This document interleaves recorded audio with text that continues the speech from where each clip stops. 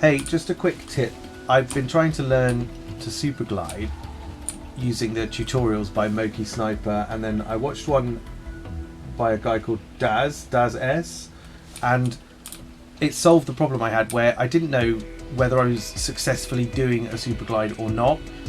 I was trying to do it down in the sections down there, and I realised when I was watching Daz's video, he did some of it in third person as well, which I found very helpful to get the timing down initially.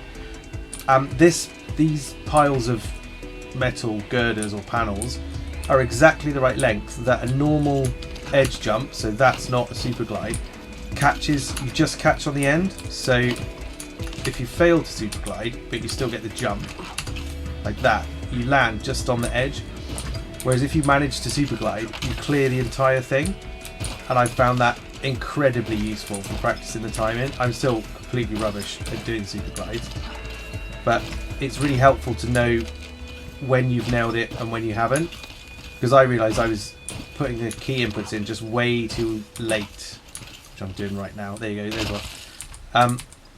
So the difference is when you hit a Superglide you clear this edge, whereas when you don't hit it you just clip it.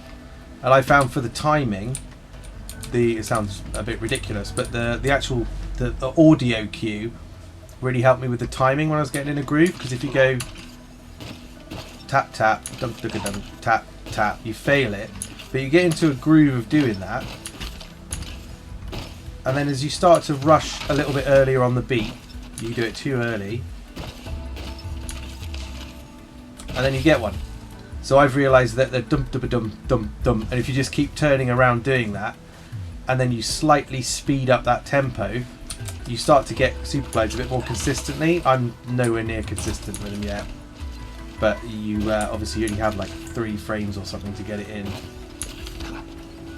I'm now doing it way too early. That's too late.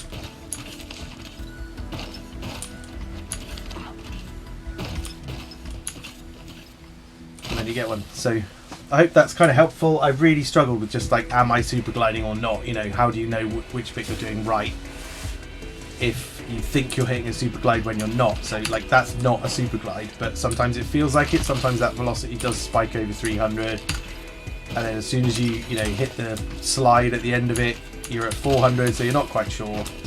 So yeah, I hope that's helpful, and good luck. I'm hitting about 1 in 10 probably at the moment. And there's one to finish the video. Well done me.